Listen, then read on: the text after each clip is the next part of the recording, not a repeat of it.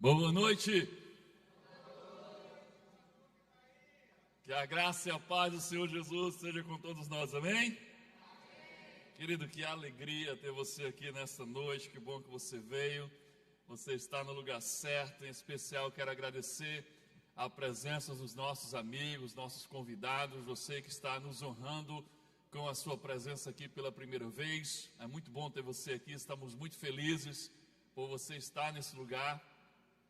Queria pedir que você fizesse uma gentileza, que você preenchesse o cartão Conexão. É um cartãozinho que está aí no bolso da cadeira na tua frente aí. Tem um bolso aí, tem uns cartões aí, entre eles tem cartão Conexão.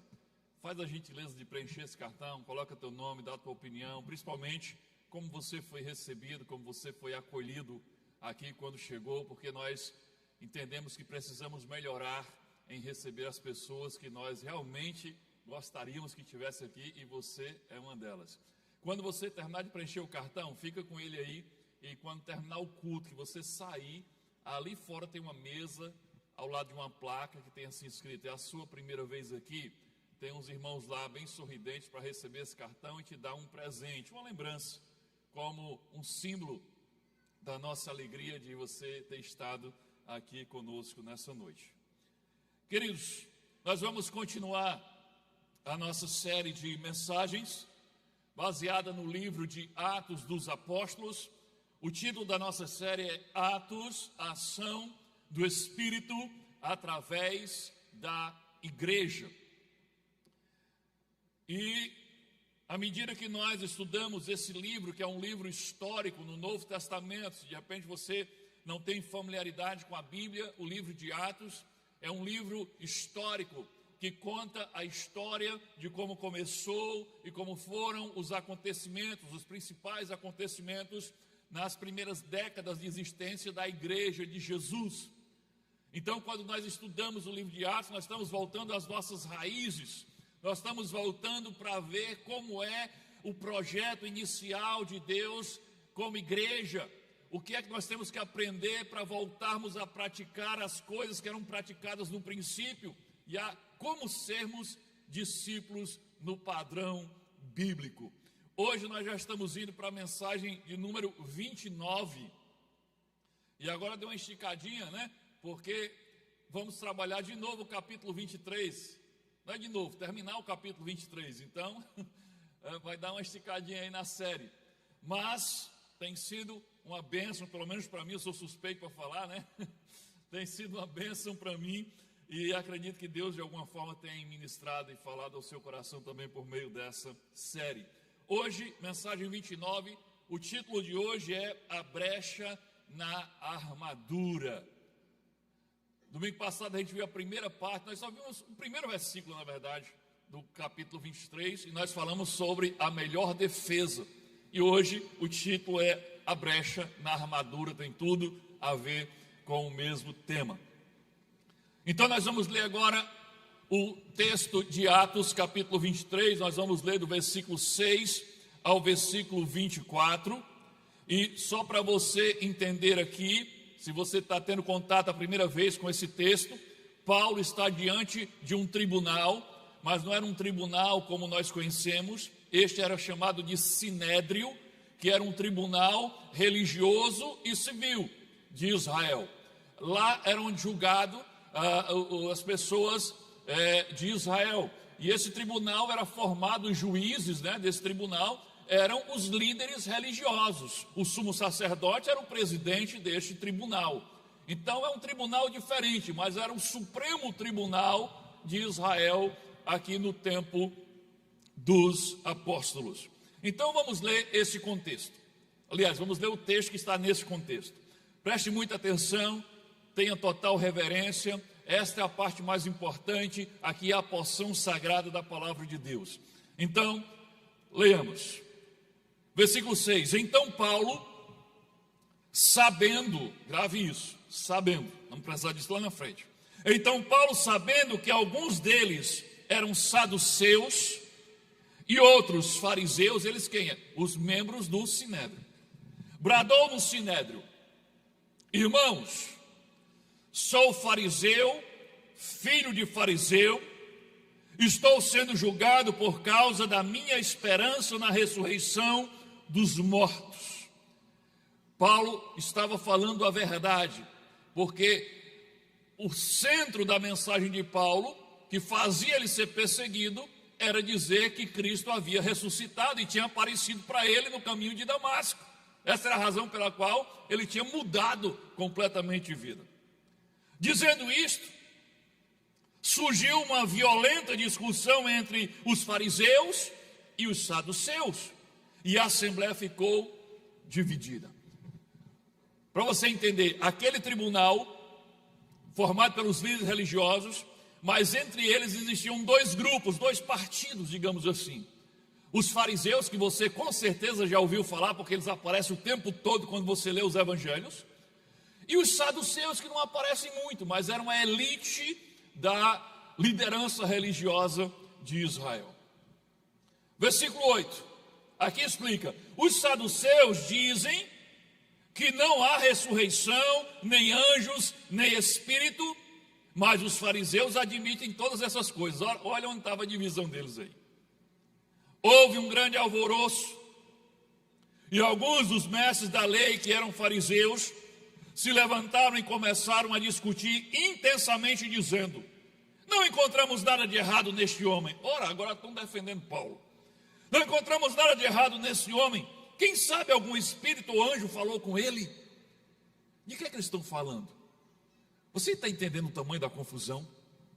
Paulo, que também era de formação farisaica, ele diz, quando ele percebe que ele tem fariseu e saduceu, ele diz: eu também sou fariseu, fui criado por um pai fariseu e etc. Ele diz: e o motivo de eu estar aqui é porque eu acredito na ressurreição dos mortos. Aí os saduceus não acreditavam na ressurreição dos mortos, não acreditavam que existia anjo, não acreditavam em espírito, e os fariseus acreditavam. Quando Paulo disse isso, os fariseus começaram a brigar agora com os saduceus e uns com os outros, e aí os fariseus meio que tomaram partido de Paulo e disseram: não estamos vendo nada de errado nesse homem. Ora, agora eles estavam querendo matar ele, querendo condenar a morte.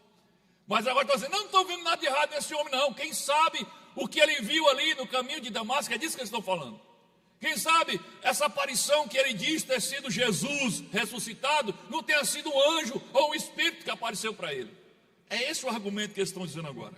Eles não estão reconhecendo que Paulo estava certo, que viu Jesus, mas eles já estão agora arrumando um jeito de defender Paulo para poder ficar contra os saduceus. Versículo 10. A discussão tornou-se tão violenta que o comandante teve medo que Paulo fosse despedaçado por eles. Eles brigando e Paulo no meio. Então ordenou que as tropas descessem e retirassem a força do meio deles, levando-o para a fortaleza. A fortaleza é a prisão. Versículo 11. Na noite seguinte, o Senhor, pondo-se ao lado dele, ao lado de Paulo, Jesus, observe, Jesus ressuscitado, disse: coragem, assim como você testemunhou a meu respeito, veja que é Jesus que está falando, você testemunhou ao meu respeito em Jerusalém, deverá testemunhar também em Roma. Versículo 12, na manhã seguinte, os judeus tramaram uma conspiração e juraram solenemente que não comeriam nem beberiam enquanto não matassem Paulo. Mais de 40 homens estavam envolvidos nessa conspiração. E dirigindo-se aos chefes dos sacerdotes e aos líderes dos judeus, disseram: juramos solenemente, sob maldição, que não comeremos nada enquanto não matarmos Paulo. Olha o que aconteceu. O julgamento foi um fiasco. Eles ficaram brigando entre eles, as lideranças religiosas. O comandante do império, do comandante do exército romano mandou tirar Paulo e levar de volta para a prisão, encerrou ali aquele julgamento. Mas do lado de fora, judeus que não eram os líderes religiosos tramaram uma emboscada, fizeram uma promessa sob maldição que não comeriam nem beberiam se não matassem Paulo, enquanto não matasse Paulo. E agora esses 40 vêm para falar com quem? Com a liderança religiosa do tribunal, que estava julgando Paulo anteriormente, para pedir o apoio deles e a ajuda deles nesse plano. Versículo 15. Olha o plano deles agora. Eles planejaram, vamos fazer uma emboscada para matar Paulo, mas eles precisavam da ajuda dos líderes religiosos. Eles dizem assim: agora, portanto, vocês e o Sinédrio, isso é os 40 homens dizendo para os líderes religiosos, vocês e o Sinédrio peçam ao comandante que o faça comparecer diante de vocês com o pretexto de obter informações mais exatas sobre o seu caso. Estaremos prontos para matá-lo antes que ele chegue aqui. Entendeu qual era a emboscada? Eles disseram: para dar certo, vocês que são os líderes, o pessoal do tribunal, tem que falar lá para o comandante: envie Paulo de volta para a gente. Queremos ter mais uma audiência com ele, queremos saber mais alguns fatos do caso dele. E aí quando ele vier trazendo, a gente mata ele no caminho. Mas olha o que acontece. Versículo 16. Entretanto, o sobrinho de Paulo, filho de sua irmã, teve conhecimento dessa conspiração, foi à fortaleza e contou tudo a Paulo, que chamando um dos centuriões disse: leve este rapaz ao comandante, ele tem algo para lhe dizer. Assim ele o levou ao comandante. Próxima tela. Então disse o centurião: Paulo, o prisioneiro, chamou-me, pediu que trouxesse este rapaz, pois ele tem algo para te falar. O comandante tomou o rapaz pela mão, levou-o à parte e perguntou: o que você tem para me dizer? Ele respondeu: os judeus planejaram pedir-te que apresentes Paulo ao Sinédrio amanhã, sob pretexto de buscar informações mais exatas a respeito dele. Versículo 21. Não te deixes convencer, pois mais de 40 deles estão preparando uma emboscada contra Paulo. Eles juraram solenemente não comer nem beber enquanto não o matarem. Estão preparados agora, esperando que prometas atender-lhe o pedido. O comandante despediu o rapaz e recomendou-lhe: não diga nada a ninguém que me contou isso. Versículo 23. Então ele, o comandante, chamou 2 centuriões e ordenou-lhes: preparem um destacamento de 200 soldados, 70 cavaleiros e 200 flecheiros, lanceiros, a fim de irem para Cesareia esta noite, às 9 horas da noite. Providenciem montarias para Paulo e levem-no em segurança ao governador Félix. Paizinho querido, Deus amado, em nome de Jesus, Pai, fala conosco nessa noite. Aplica essa palavra ao nosso coração, mas nos faz entender o que o Senhor tem para nós aqui. Que lições o Senhor tem para nos ensinar. Cada um de nós, Deus, está vivendo uma história diferente. Eu sei que tu tens uma palavra para cada pessoa que está nesse lugar. Então, Espírito Santo, abre os nossos olhos espirituais, o nosso entendimento. Se porventura aqui nesse lugar tiver corações endurecidos, que o Senhor quebrante. Se tiver olhos espirituais fechados, abre em nome de Jesus. Que nós possamos, Deus, conseguir contemplar as verdades desse texto e que elas saltem para cima de nós e nos convença naquilo que nós precisamos crescer, melhorar e fazer. Queremos, Deus, que o Senhor fale conosco nessa noite. E por isso estamos aqui reunidos. Essa é a nossa oração no nome de Jesus. Amém.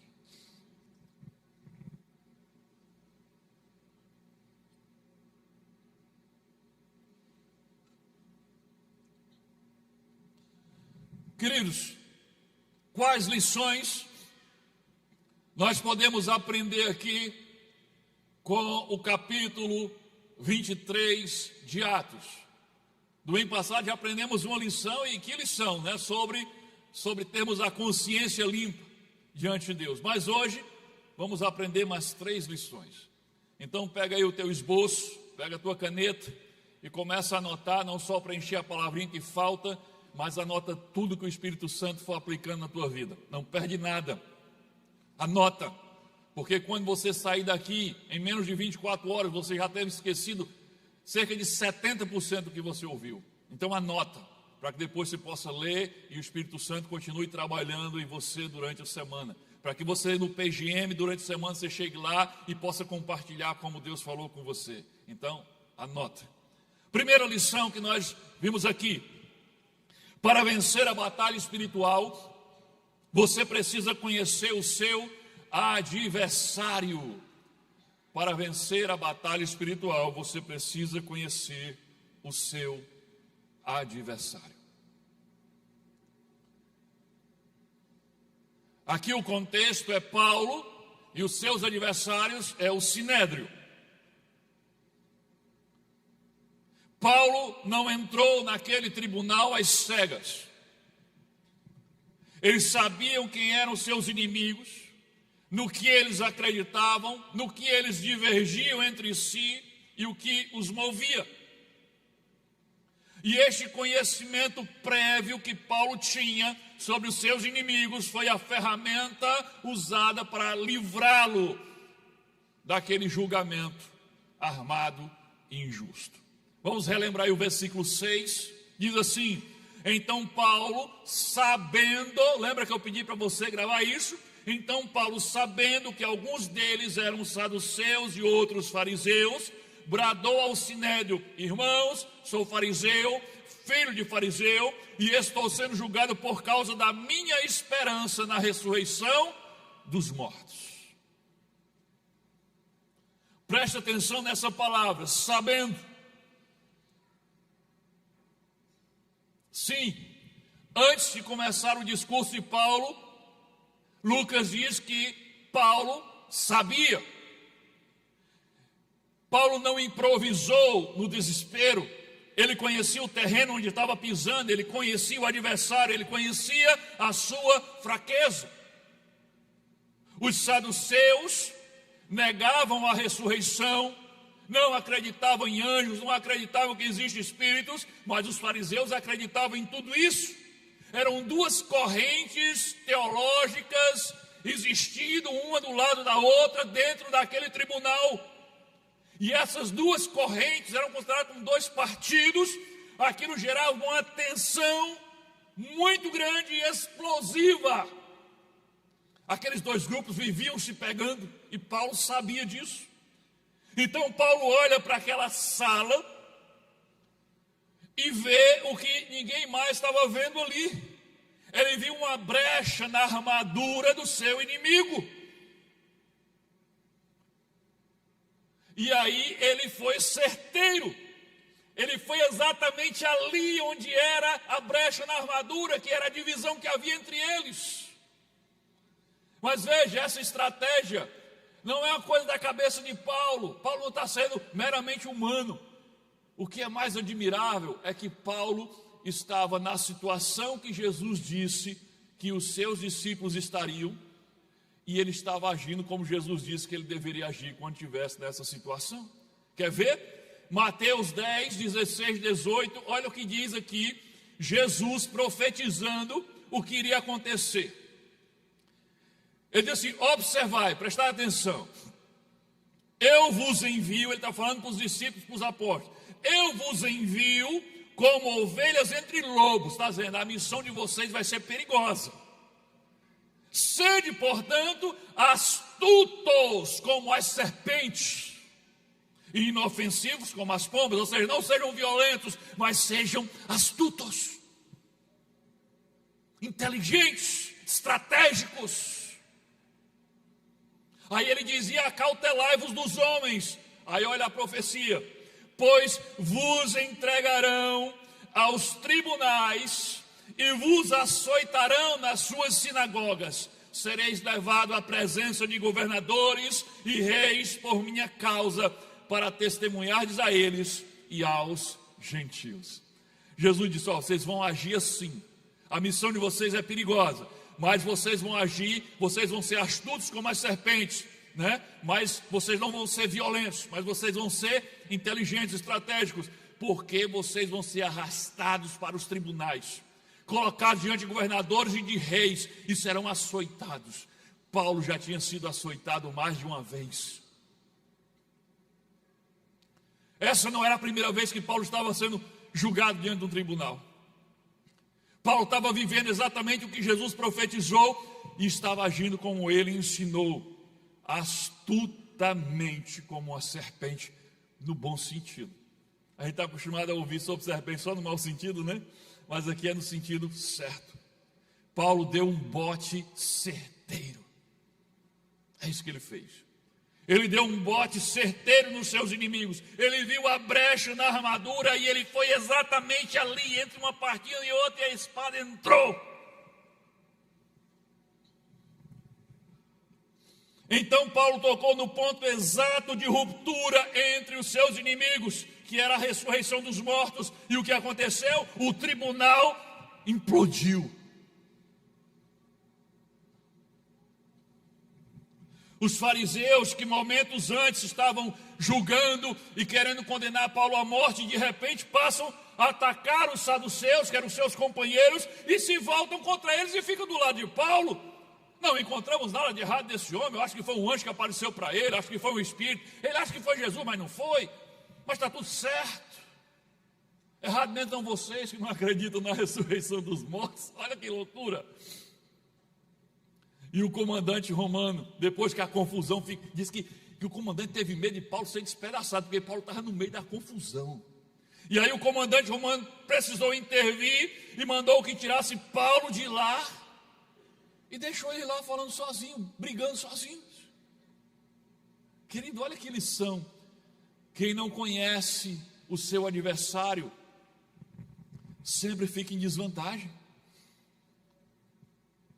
Vai ser surpreendido, vai ser derrotado, vai ser derrubado. Paulo conhecia, por isso livrou-se. E veja o que o próprio apóstolo Paulo ensina quando escreveu aos Efésios.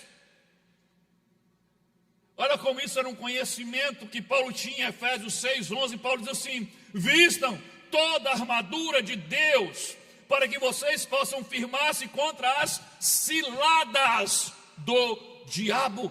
Vistam-se da armadura de Deus, para que vocês fiquem protegidos das ciladas do diabo. Atente para essa palavra, ciladas. Cilada é a mesma coisa que o quê? Armadilha. Você só se protege de uma cilada quando você sabe que ela existe, quando você sabe como ela funciona, quando você sabe de onde ela pode vir. Para você se livrar de uma cilada, você precisa ter um conhecimento prévio, porque a cilada, ela vem disfarçada de outra coisa. Cilada é a mesma coisa que armadilha. Então imagina como você faz uma armadilha para um pássaro. Parece bonitinha, tem uma comidinha, mas no final vai dar errado. Se na cilada tivesse assim escrito cilada, aí a setinha apontando para baixo, você ia? Que raio de cilada é essa? Ei, tem uma cilada ali. Não é cilada. Então, para você se livrar de uma cilada, você só se livra se você tiver um conhecimento prévio, se você saber como o seu inimigo age, como ele arma as ciladas.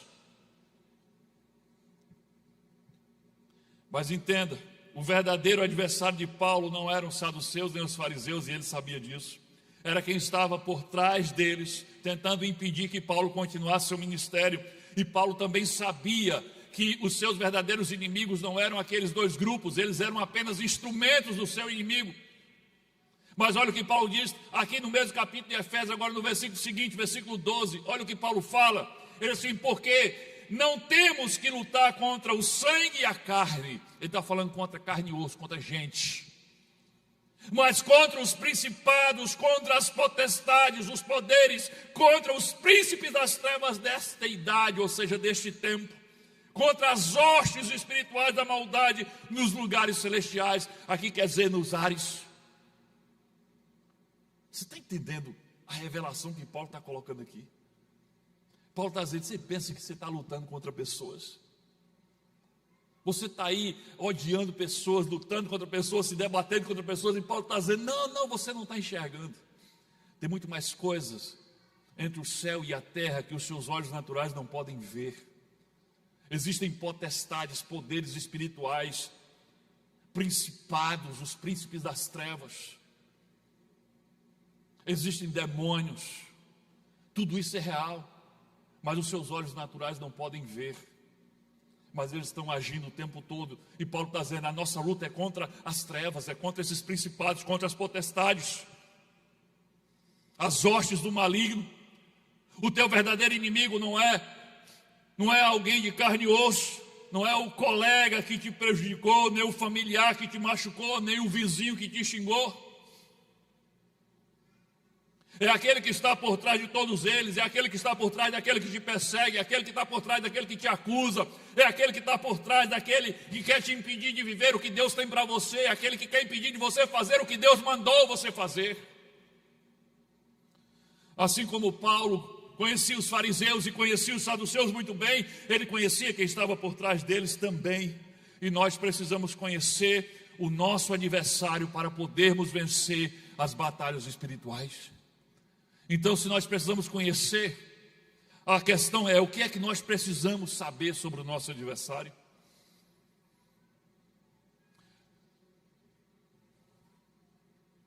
E eu vou dizer uma coisa que eu já disse 1352 vezes.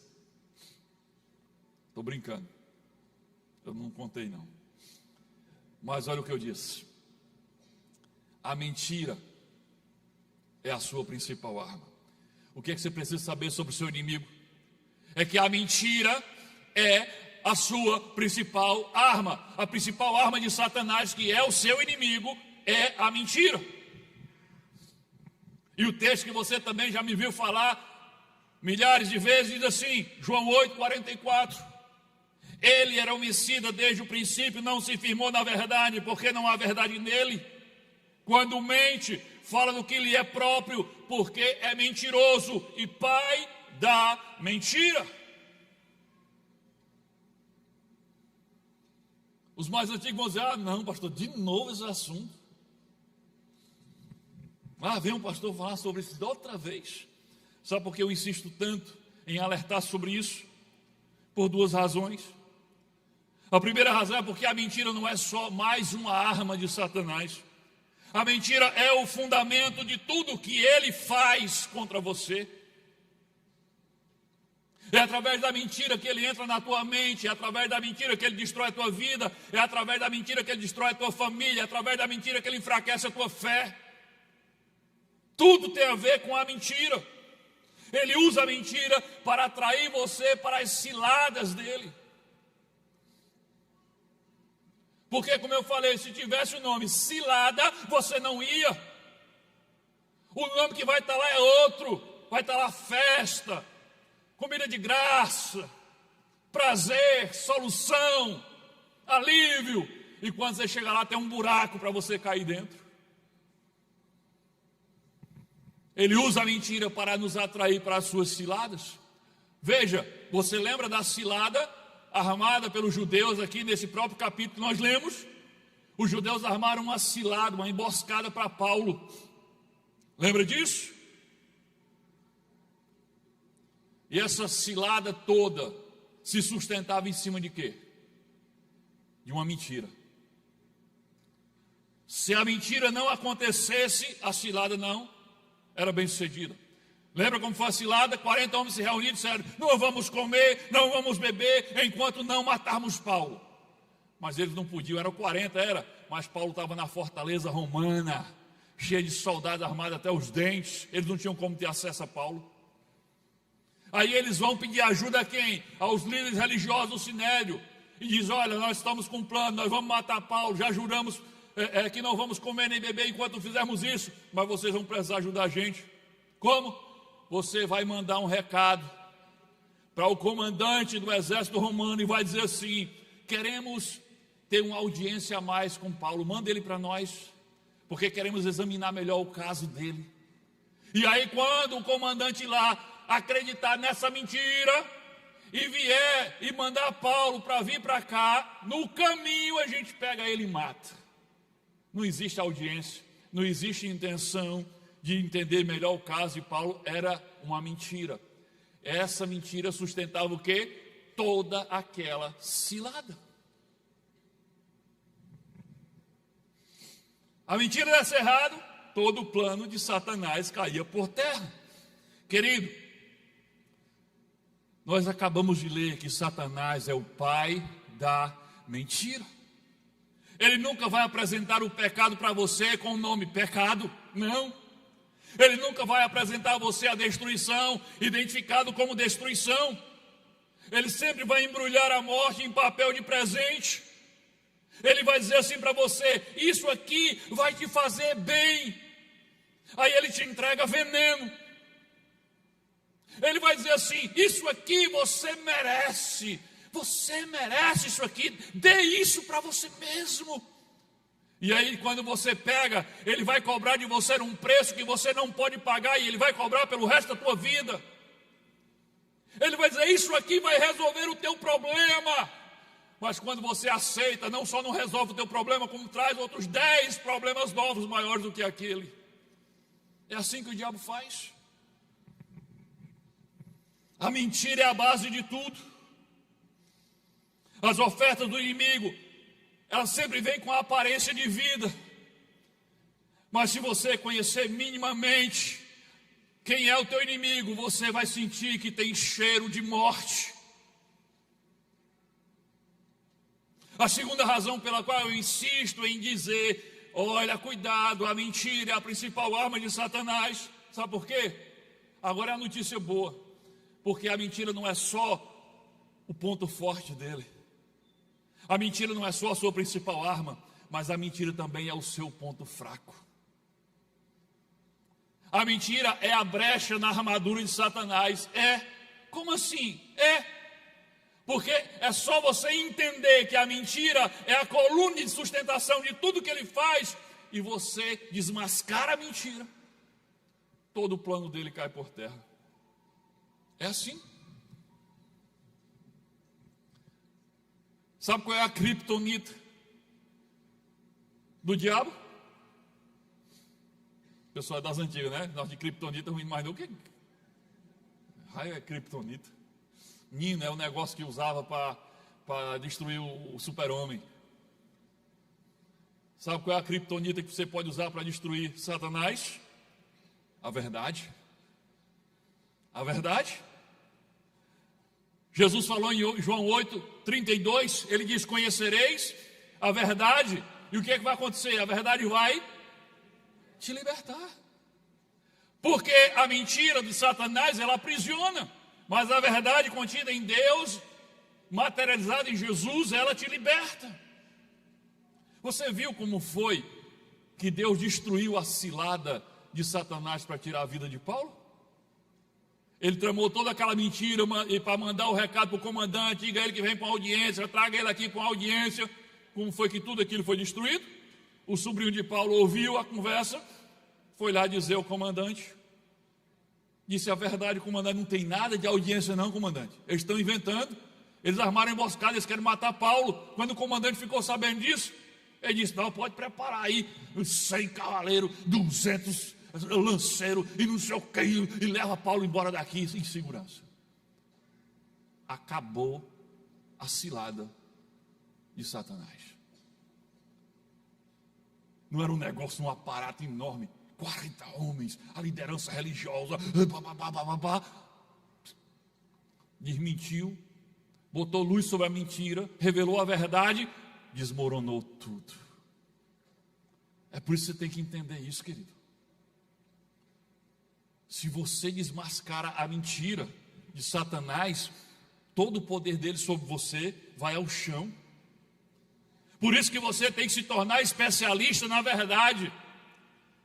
E como é que você faz isso? Lendo a Bíblia, estudando a Bíblia, vivendo a Bíblia.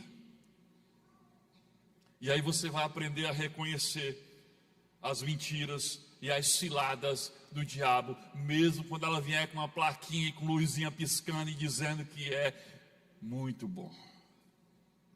Paulo conhecia o seu inimigo, e esse conhecimento ele usou de forma cirúrgica e se livrou daquele julgamento. Mas preste atenção, esse texto que nós lemos não nos deixa ficar aqui apenas admirando a eficiência, a astúcia de Paulo. Não. Existe uma lição aqui nessa mesma história. Uma lição incômoda, que nós não podemos passar por esse texto sem pensar nela. É a segunda lição. Pega aí o seu esboço. A segunda lição é a estratégia que Paulo usou contra o inimigo usa contra nós. A mesma estratégia.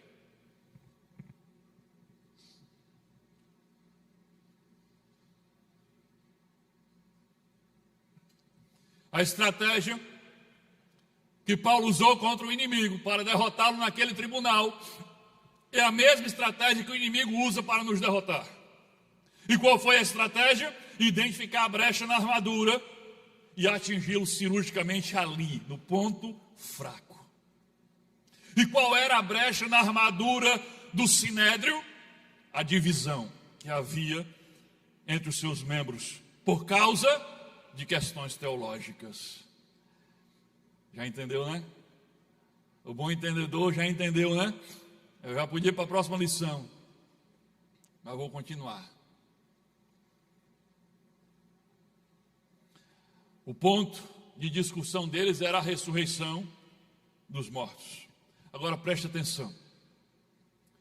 O mesmo texto que mostra Paulo explorando a seu favor a divisão que havia nos seus inimigos, nos obriga a fazer uma pergunta muito desconfortável. E a pergunta é: o que o inimigo vai encontrar ao olhar para a nossa igreja, para o nosso PGM, para a nossa família, quando ele olhar para nós com os mesmos olhos que Paulo olhou para o Sinédrio? O que é que ele vai encontrar?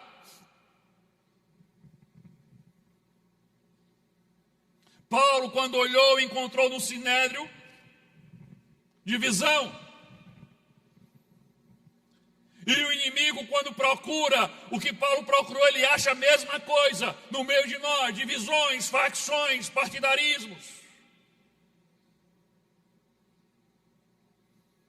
Olhe para o que é que divide os irmãos nos nossos dias. Olhe para o que é que divide a igreja evangélica brasileira. Principalmente compreensões teológicas e partidárias. Nós não divergimos sobre a existência de Deus. Você conhece algum crente que diz: eu sou crente, sou evangélico, sou convertido, mas eu não acredito que Deus existe? Você conhece alguém assim? Se conhecer, interna. Porque você não pode ser crente e duvidar da existência de Deus. Então nós não duvidamos, nós não discordamos disso. Nós não discordamos que Cristo morreu na cruz e ressuscitou ao terceiro dia. Nisso todos nós que somos cristãos evangélicos concordamos. Nós não divergimos que o único caminho que pode levar à salvação, que tem o poder de te levar à salvação, é Jesus Cristo. Nenhum outro há debaixo dos céus dado entre os homens pelo qual devamos ser salvos. Não discordamos disso. Todos concordamos com isso. Nós divergimos em questões teológicas periféricas, que não são centrais, que são importantes, mas não são determinantes para a salvação. Que ninguém vai deixar de ser salvo porque não entendeu muito bem aquela questão teológica tão complexa. Nós divergimos em calvinismo e arminianismo.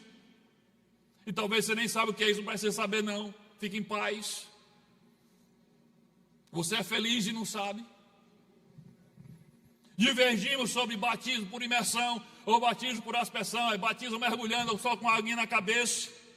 Divergimos sobre quando será o arrebatamento da igreja: é antes da grande tribulação, é no final da grande tribulação, é no meio da grande tribulação.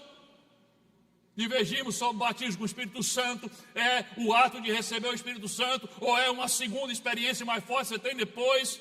Divergimos sobre dicotomia e tricotomia, que remédio é esse, pastor? Dicotomia, quem acredita que só existe alma, corpo e alma, e tricotomia é corpo, alma e espírito. E aí tem dois grupos que pensam diferente. Divergimos se cantamos louvores contemporâneos ou se cantamos louvores antigos, clássicos. É nisso que divergimos. Mas nenhuma dessas coisas é capaz de impedir que você seja salvo se você entendeu errado.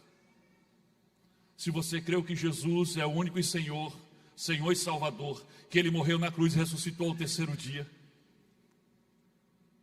você pode compreender alguma dessas coisas equivocadamente ou em parte. Isso não vai fazer você deixar de ser salvo. São questões que têm o seu lugar na teologia, têm o seu lugar na eclesiologia, mas quando elas saem do seu lugar periférico e vêm ocupar o centro, e a partir delas começamos a definir quem é irmão em Cristo e quem não é,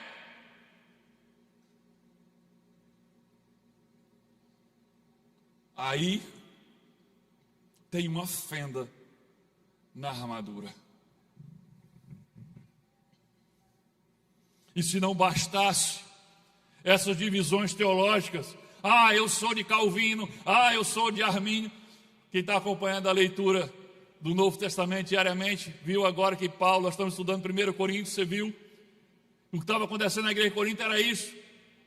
Os irmãos de um grupo de Corinto diziam assim: eu sou de Apolo, eu sou de Paulo, eu sou de Pedro. Aí Paulo chega dando uma cajadada e diz: por acaso Apolo morreu por vocês numa cruz? Por acaso Paulo ressuscitou para que vocês fossem salvos? Imagina Paulo hoje chegando na igreja de hoje e, eu sou de Calvino, eu sou de Armínio, eu sou de Lutero, eu sou de Wesley. Aí para piorar, agora tem, eu sou de Lula, eu sou de Bolsonaro. Já não bastava as discussões, as divisões teológicas, agora também tem as partidárias, político-partidárias. Isso é uma tremenda fenda na nossa armadura. E o diabo olha, identifica e sorri.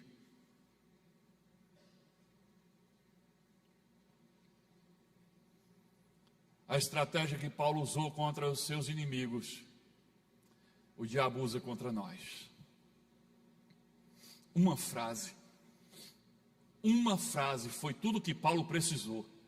Quando ele identificou a fenda na armadura, ele precisou de uma frase. Ele diz: estou sendo acusado por conta da minha esperança na ressurreição dos mortos. Bum! Explodiu o sinédrio. Esqueceram que estavam ali para condenar Paulo e começaram a olhar. Eles estavam olhando todo mundo para Paulo, acusando Paulo, morrer. Quando Paulo disse isso, viraram um para si, um contra o outro, e começaram a brigar de forma muito intensa. Uma frase direcionada no ponto certo, no ponto de divisão, demoliu aquele tribunal. O inimigo não precisa de muito mais do que isso, não. Ele tem destruído a igreja brasileira de dentro para fora, já que nós vivemos num país onde não há perseguição religiosa ainda. Então ele tem destruído de dentro para fora.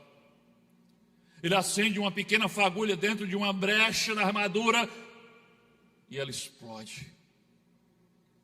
É um comentário polêmico sobre a mensagem de domingo e os irmãos já estão brigando.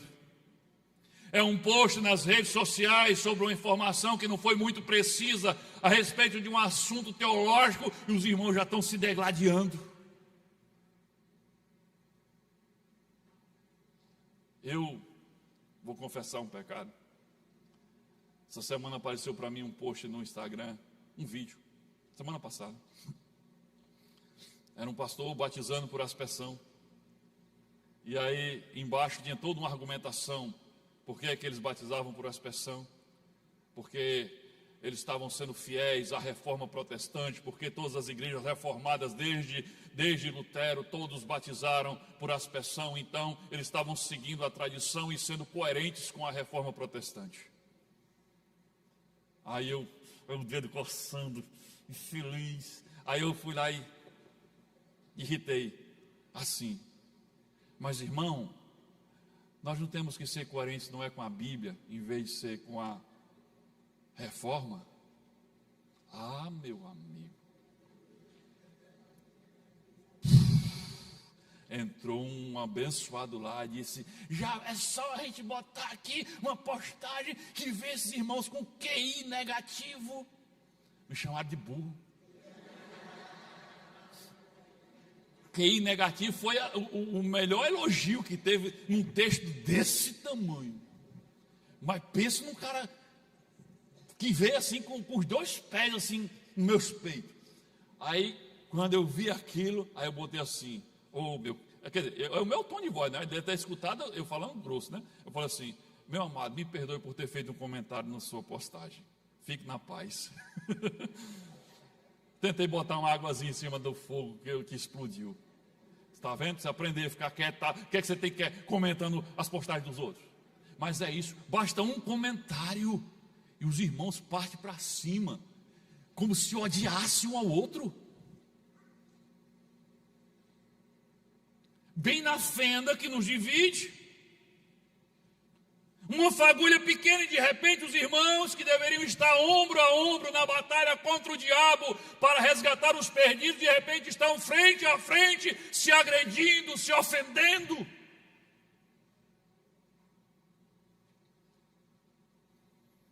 Qual é o custo real da divisão entre nós?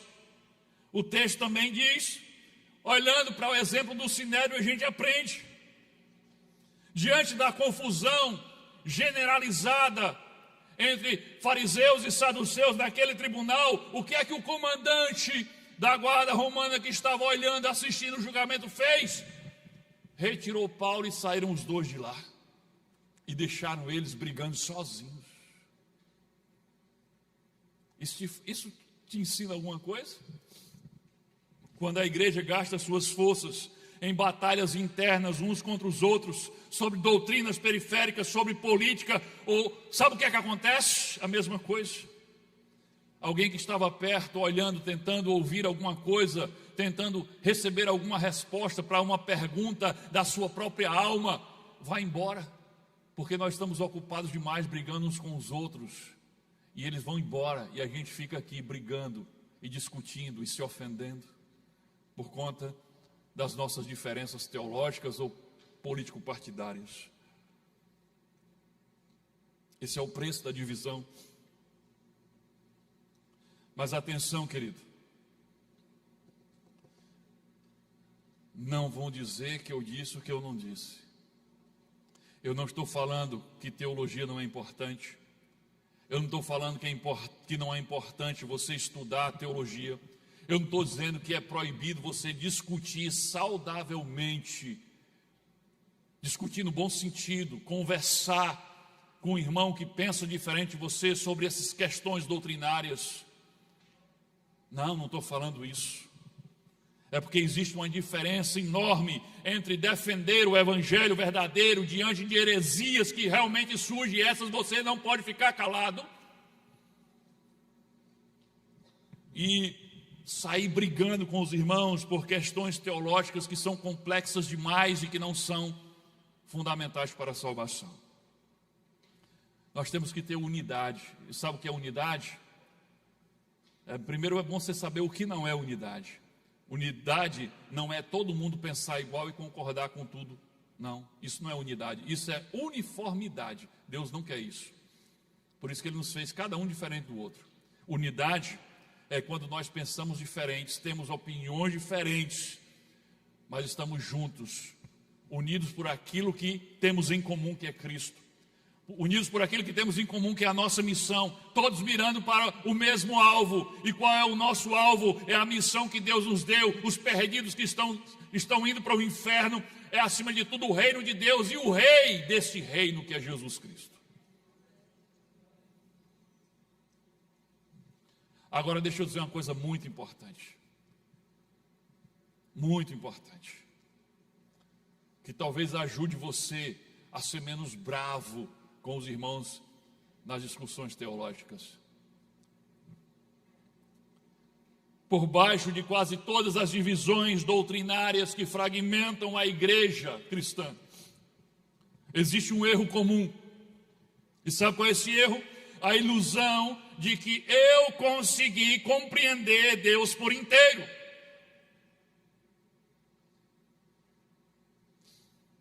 A razão pela qual essas discussões nunca terminam é muito simples. É porque na maioria das vezes os dois lados estão cheios de versículos bíblicos. Você já viu eles discutindo? Você já viu um debate, até um programa aí que tem na internet aí de uma TV, eu esqueci o nome da TV, uma TV cristã aí, mas sempre tem no YouTube, debates teológicos. Aí você começa a assistir aquele debate teológico, parece que você está assistindo um jogo de tênis. Aí esse aqui começa um caminhão de versículo e de argumentação, babá, e você diz, rapaz, esse cara tem razão. Esse ganhou. Aí o outro começa a falar. Aí o outro vem também com um caminhão de versículos, e diz, não, é esse aqui que tem razão. Como é que explica isso? Eu não estou falando dos hereges, eu estou falando de doutrina, de teologia. Ambos têm textos bíblicos. Os dois lados estão lendo a mesma Bíblia, usando a Bíblia como base e encontrando lá a confirmação do que eles creem. E não tem como negar, está lá. E sabe por quê? Aqui que está o ponto. Porque na maioria das vezes, salvo no caso das heresias, as duas verdades que os irmãos estão brigando por elas, que parecem antagônicas, que parecem contraditórias, essas duas verdades estão lá no texto bíblico. E mais, estão lá em Deus. A complexidade de Deus é tão grande que Ele comporta verdades que aos nossos olhos limitados e carnais parecem opostas, mas que em Deus elas coexistem em perfeita harmonia. Mas nós vemos como sendo duas coisas opostas. Não, ou é um ou é outro. Ou Deus é isso ou Deus é isso. Mas Ele é as duas coisas. Mas são contrárias na sua cabeça limitada. Quer ver exemplos? Você olha para a Bíblia e você vê lá a verdade que Deus é um só. Mas você vê lá também a verdade revelada de que Ele é três. Você consegue entender a Trindade? Não são duas coisas, ou você é um, ou você é três. Não, Ele é um e Ele é três. Faz sentido para você? Para mim não faz. Eu só aceito pela fé, porque está na Bíblia. Mas são duas verdades totalmente opostas, mas que coexistem em harmonia na pessoa de Deus. Deus é apresentado na Bíblia como o justo juiz que não deixará que nenhum pecado praticado sobre a face da terra fique sem a justa punição. Mas Deus também é apresentado como Deus misericordioso, cheio de amor, graça, que perdoa o pecador sem que ele mereça. Isso não parece contraditório, mas é a verdade sobre Deus. Nós olhamos para a Bíblia e vemos Deus é amor.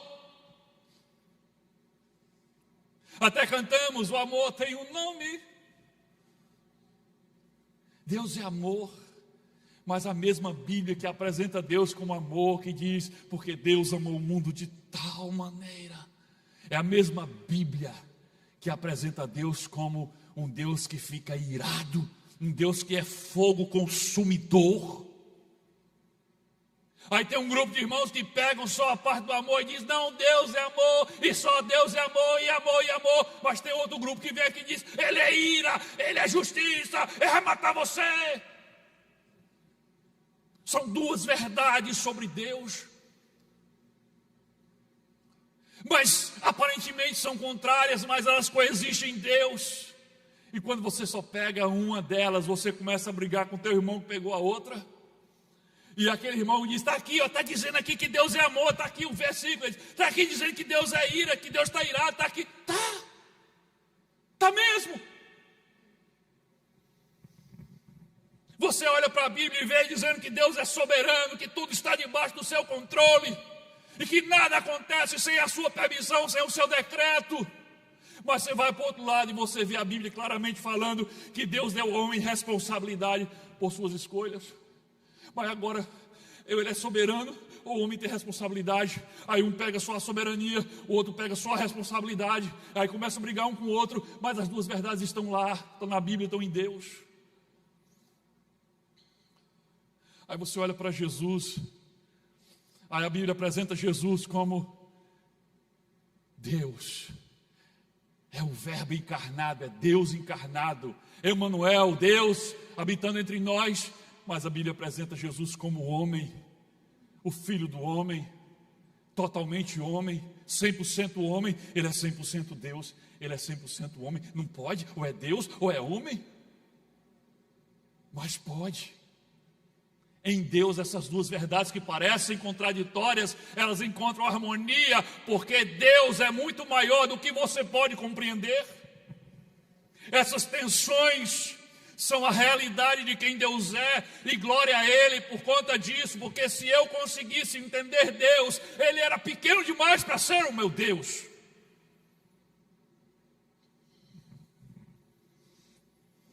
Um ser infinito, que não cabe em nenhuma de nossas caixinhas teológicas. O problema não é ter visto apenas uma parte sobre Deus. O problema é ter visto uma das partes sobre Deus, uma das verdades sobre Deus, e achar que viu tudo sobre Ele, e brigar com o irmão que viu a outra parte. Quando nós fazemos isso, irmão, nós não estamos defendendo a verdade que nós vimos, nós estamos diminuindo Deus, para Ele ficar do tamanho da nossa compreensão. Não faz isso. Paulo, eu não tinha esquecido de Paulo, não. Paulo conhecia melhor do que ninguém esta complexidade sobre Deus. Essas verdades antagônicas que estão presentes em Deus e harmonia nele, mas que a gente não consegue entender. E quando Paulo percebe isso, ele não tenta resolver, ele não tenta explicar. Sabe o que é que Paulo faz? Ele se rende, ele se prostra, ele reconhece o quão pequenininho ele é e ele adora. É isso que ele diz em Romanos 11, versículo 33 a 36. E se você ler os primeiros 10 capítulos de Romanos, você vai dar um nó na cabeça. Quem está acompanhando a leitura sabe, meu amigo, que coisa difícil é aquela de entender. Aí chega em Romanos 11, Paulo diz assim: ó profundidade da riqueza, da sabedoria e do conhecimento de Deus, quão insondáveis são os seus juízos e inescrutáveis os teus caminhos. Quem conheceu a mente do Senhor, ou quem foi o seu conselheiro? Pois dele, por ele e para ele são todas as coisas, e a ele seja a glória para sempre. Amém. Em vez de sair brigando com os irmãos, faça como Paulo. Eu sou pequeno demais para entender a totalidade de Deus. Você diz, mas quando eu chegar na eternidade, pastor, aí eu vou entender. Talvez não, acredito que não. Nem lá você vai ser capaz de entender Deus. Lá você só vai ser capaz de adorá-lo melhor do que faz aqui. A solução para as nossas divisões, para essa brecha na armadura, começa na humildade de reconhecer que o que cada um de nós viu em Deus, a verdade que vimos revelada em Deus, ela pode ser real sim, mas com certeza não é completa. Você não consegue entender tudo sobre Deus. E que talvez o irmão do outro lado da discussão tenha se agarrado justamente à parte que você não consegue ver. Queridos, nós precisamos ser uma fortaleza unida, sem brechas da muralha, sem brechas das nossas armaduras, porque Jesus já tinha prevenido. Mateus 12, 25, parte B, Jesus disse assim: todo reino dividido contra si mesmo será arruinado, e toda cidade ou casa dividida contra si mesma não resistirá. Aquele tribunal, o sinédrio, nos mostrou isso na prática, dividido entre si e fracassou. Isso se aplica a mim, se aplica à minha casa, se aplica ao PGM, se aplica a toda a igreja. O diabo está procurando em nós uma fenda na armadura, e é lá que ele vai atacar. Terceira lição.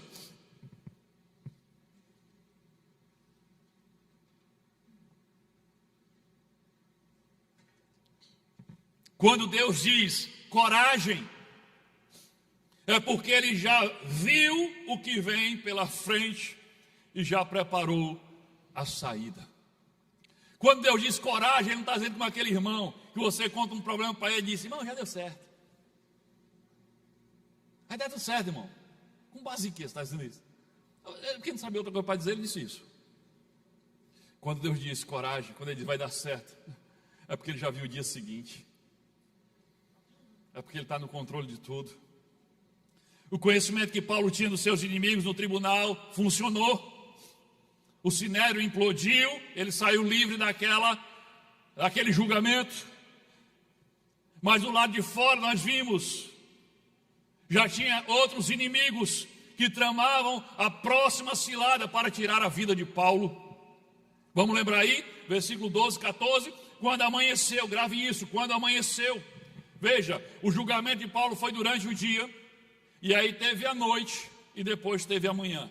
Quando amanheceu, os judeus fizeram um complô e juraram sobre maldição que não comeriam nem beberiam, enquanto não matassem Paulo. Eram mais de 40 os que fizeram essa conspiração. Foram até com os chefes dos sacerdotes, os líderes religiosos, e disseram: fizemos um juramento solene de não comer nada até que tenhamos matado Paulo. Mas antes que a conspiração acontecesse, na manhã do dia seguinte, houve a noite após aquele dia. Ah, querido, houve a noite. Observe aqui, nós lemos o versículo 12. Agora, olha o que diz o versículo 11, coloca aí. Na noite seguinte, ou seja, o julgamento foi durante o dia. Quando chegou de noite, antes de amanhecer o dia, quando chegou de noite, diz: na noite seguinte o Senhor Jesus, pondo-se ao lado dele, disse: coragem, pois assim como testemunhaste a meu respeito em Jerusalém, assim também é necessário que testemunhes em Roma. Quando Jesus disse coragem, ele já sabia dos 40 homens, sabia o nome de cada um dos 40 homens, que haveriam de jurar na manhã seguinte que iriam matar Paulo. Já conhecia cada detalhe da emboscada que ainda seria tramada, e já tinha a solução para aquele problema. A palavra de coragem não foi um consolo vazio, como nós costumamos fazer com os nossos irmãos. Foi a voz de quem já havia visto o dia seguinte. E dizia a Paulo: Paulo, é muito importante. Jesus chegou lá à noite e disse: Paulo, coragem. Em outras palavras, ele estava dizendo assim: não perca essa noite de sono não. Perca essa noite de sono não, porque eu estou no controle de tudo. Coragem. Coragem. A primeira palavra de Jesus para Paulo não foi dar a ele um plano de fuga, não foi uma explicação detalhada do problema que viria no dia seguinte, não. Foi apenas uma palavra de ânimo e fé: coragem, coragem. Porque o maior perigo que Paulo enfrentava naquela noite da prisão não era a emboscada que ia acontecer no dia seguinte, não. O maior perigo que Paulo enfrentava ali era permitir que o medo invadisse o coração dele e fizesse ele fraquejar na fé e duvidar do cuidado de Deus. Deus estava revelando a Paulo que estava no controle. E sabia que naquele momento o que Paulo mais precisava não era de explicação, nem de informação, era de coragem, era de sentir a presença dele. Por isso ele estava lá. Na maioria das vezes, querido, não sei com você, mas na maioria das vezes Deus não explica. Ele não explica as coisas antes de acontecer. Ele simplesmente nos lembra que Ele está cuidando de tudo. e que Ele está do nosso lado. Por isso nós não temos motivo para temer, nem para ficar acordados, preocupados. Depois da palavra de encorajamento, veio a revelação do próximo passo da missão. Ele diz: coragem. Aí agora Jesus não vai revelar para ele como vai ser o plano de fuga, não, coragem. E diz: assim como você testemunhou em Jerusalém, eu vou levar você para testemunhar em Roma. Eis o próximo passo da missão que você vai cumprir. Ou seja, você não se preocupa, ele estava em Jerusalém, você não vai morrer aqui. É isso que Jesus está dizendo: você não vai morrer aqui, porque eu tenho um trabalho para você lá em Roma, semelhante ao que você fez aqui em Jerusalém. Não era uma promessa de soltar, não era uma promessa de liberdade imediata, era uma palavra sobre o que ainda havia reservado para ele fazer. Agora presta atenção nesse detalhe que não pode passar despercebido. Deus disse que Paulo testemunharia em Roma da mesma forma como fez em Jerusalém. E você sabe como é que ele testemunhou em Jerusalém? Diante de uma multidão que queria matá-lo e sob custódia de soldados, porque ele estava preso. E se você continuar lendo Atos, você vai ver que é exatamente assim que Paulo vai testemunhar em Roma, como um prisioneiro. Jesus não estava prometendo facilidade, estava revelando o próximo passo da missão, estava dizendo: as coisas ainda ficarão difíceis por um tempo, mas não pare de obedecer. É isso. Quando ele diz coragem, está dizendo: as coisas vão ficar difíceis, mas não pare de obedecer. Eu estou aqui. O inimigo quer que você fixe os seus olhos no obstáculo que ele coloca no seu caminho, mas Jesus quer que você fixe os olhos no próximo passo da missão. E quando você fixar os olhos no próximo passo da missão, os obstáculos são só parte do caminho, eles não vão te parar. E quando você tem uma palavra de Deus sobre o próximo passo da missão, querido, você não tem o que temer. Agora, veja essa revelação extraordinária. Isso aqui é extraordinário. Se você já estava com vontade de dormir, se sua mente já estava indo embora, volta para cá agora. Isso é extraordinário. Olha se a pessoa do teu lado já dormiu. Se dormiu, acorda ela, porque isso é extraordinário. Deus não depende dos grandes, dos poderosos, nem do sobrenatural para fazer cumprir as suas promessas e nos proteger de todo o mal. Ele usa o que ninguém está observando. Ele usa o que o inimigo sequer detectou como ameaça. Eram 40 homens que juraram matar Paulo. Conta aí, 40. Eram determinados: não vamos comer nem beber enquanto não matarmos. Eram determinados, eram cheios de ódio, eram organizados, tinham um plano, tinham uma estratégia, tinham uma cilada. Estavam sendo apoiados pelas maiores autoridades religiosas de Israel. Deus olhou para todo aquele aparato de Satanás montado para matar Paulo, e ele enviou um menino. Olha que coisa extraordinária. Diferente do comandante, né? Quando o comandante soube de tudo isso, ficou apavorado e disse: manda 100 soldados, manda 200 lanceiros, manda 50 flecheiros. Deus, quando viu, disse: peraí, menino, passa ali para tu escutar uma conversa. Mandou um menino. Sabe, Deus já gosta de humilhar os gigantes que se levantam contra os seus. Quem não lembra do menino Davi? Não é verdade? Queridos, Atos 23:16 diz: mas o filho da irmã de Paulo ficou sabendo da emboscada que estava sendo preparada e foi à fortaleza contar a Paulo. 40 homens fizeram um juramento. O menino fez uma visita e deu um recado, e pronto. Todo o plano de Satanás caiu por terra. Todo o intento do inimigo para destruir Paulo e tirar sua vida foi simplesmente abaixo. O inimigo nunca consegue mapear todos os recursos de Deus. Sabe por quê? porque Deus usa o que o inimigo nem considera como ameaça. Isso tem revelação para você aqui. Preste atenção. Talvez você esteja dentro de uma cela, não com grades, mas de uma situação que parece sem saída. As correntes não são físicas, mas você sabe, elas são reais. Os que se levantam contra você talvez sejam muitos ou sejam fortes. E você não consegue enxergar uma saída. Você olha e diz: eu não consigo saber como isso vai poder ser resolvido. Mas deixa eu dizer para você: coragem.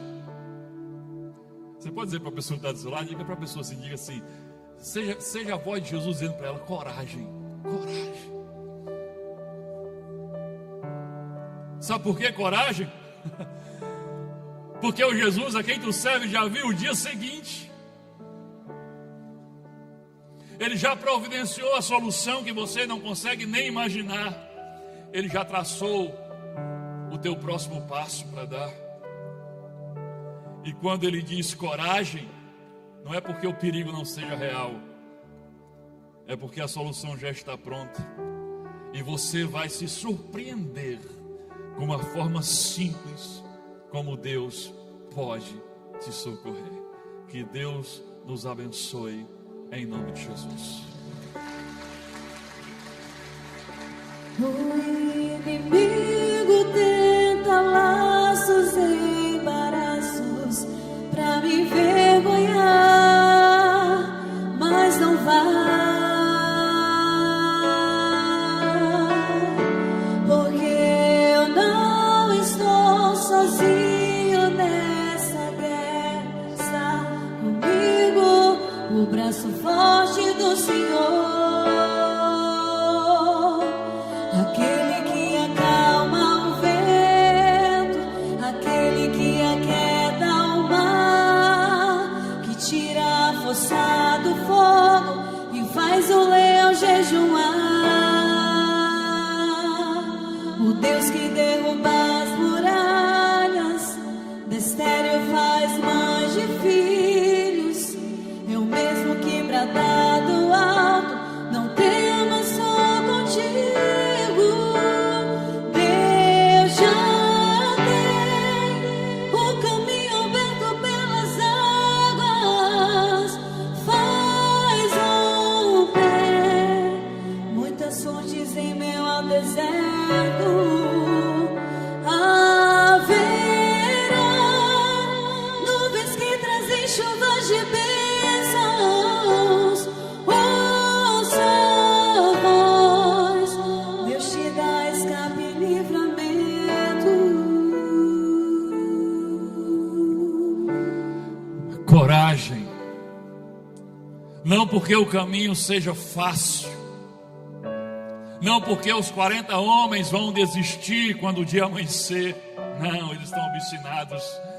Mas porque Ele, Jesus, já viu o dia seguinte, já preparou a saída, já traçou a rota, já determinou o próximo passo para a tua vida. O mesmo Jesus que se pôs ao lado de Paulo naquela noite, na fortaleza, naquela cela, também está do teu lado agora. E a pergunta é: você vai deixar o medo roubar o que Ele tem reservado para você? Ou você vai se levantar, olhar para a rota que Ele traçou para a tua vida e vai dizer: Senhor, é nesse caminho que eu quero andar agora, é por aí que eu quero ir. Sabe, você não precisa entender tudo. Você acha que Paulo entendia? Nós vimos aqui que ele não entendia. Querido, talvez você chegou aqui cheio de orgulho, cheio de soberba, cheio de questionamentos sobre Deus. Se não me derem as respostas para todas as minhas perguntas, então eu não quero Deus. Se não me explicarem tudo o que eu vejo e tudo que eu questiono sobre Deus, se Ele é bom, porque isso acontece, se Ele é soberano, porque tal coisa existe, e você está aí cheio de orgulho e de questionamentos e dizendo: Deus, se o Senhor quiser, me convence. me explique. Querido, Paulo olhou para todas essas dúvidas sobre Deus e disse: profundidade da riqueza, da sabedoria e do conhecimento de Deus. Quem pode conhecer a mente do Senhor? E você aí, todo cheio de orgulho. Querido, se renda. Paulo não conhecia completamente, Paulo não entendia tudo. Na verdade, Paulo entendia pouquíssima coisa. Você não precisa esperar a sua vida ficar toda resolvida, não. Paulo estava preso. Não, quando eu saí aqui da prisão. Não, Paulo estava preso. Você não precisa também merecer. Talvez você é o oposto do orgulhoso. Você está aí: Senhor, não sou digno. O Senhor deve estar procurando pessoas melhores do que eu. Você também não precisa merecer. Paulo era um perseguidor dos discípulos de Jesus, era um homem mau quando Jesus o encontrou. Você só precisa responder ao chamado com fé, humildade e obediência. E aí, o que é que você vai fazer? Querido, você está aqui agora, neste lugar, e você ainda não é discípulo de Jesus. O que é que você está esperando? O que é que você está esperando? Entender? Merecer? Não, isso não vai acontecer. Você nunca vai entender e você também nunca vai merecer. Deus é grande demais para caber na sua cabecinha, na sua mente, na sua compreensão. E Ele é gracioso demais. Ele te recebe, Ele te aceita sem nenhum tipo de merecimento, porque todo o merecimento está em Cristo. E se Cristo estiver em você, então você ganha o direito de ser chamado filho de Deus. É o que diz lá em João 1,12. Aqueles que o receberam, que creram no seu nome, ganharam o direito de serem feitos filhos de Deus. E aí, quando Jesus habitar em você e for o teu Senhor, e Deus olhar para você, Ele não vai ver o teu pecado, Ele vai ver a pureza do Cristo que vai estar vivendo em você. Sabe qual é o problema? Que se hoje Deus olhar para você e Cristo não tiver, Ele vai ver exatamente o teu pecado, Ele vai ver as tuas culpas, Ele vai ver aquilo que te separa dEle. E você está perdido assim.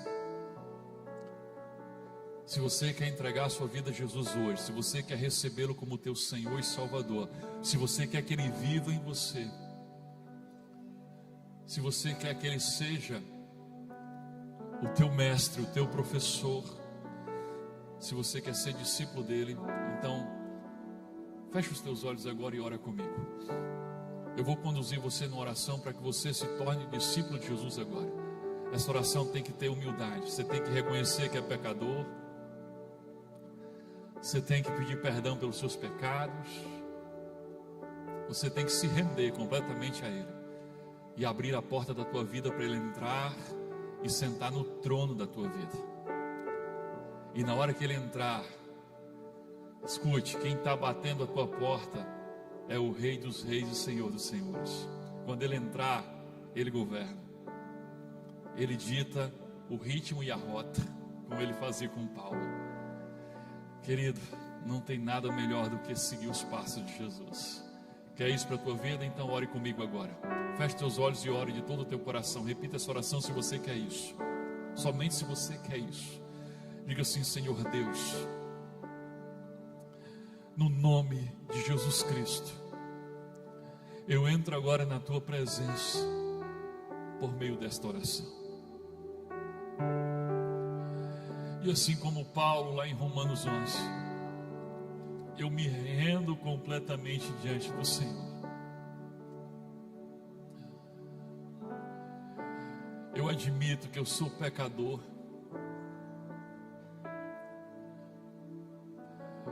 E que preciso do teu perdão e da tua graça derramada sobre mim. Porque eu não mereço. Não mereço o teu favor.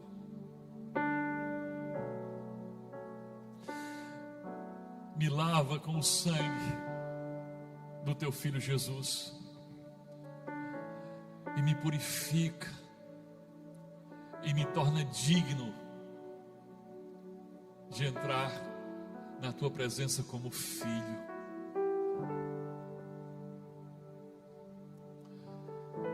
Agora diga assim: Senhor Jesus, eu abro a porta para o Senhor. Esta casa aqui é tua agora. Pode entrar. E pode mudar os móveis de lugar. Quem governa agora é o Senhor.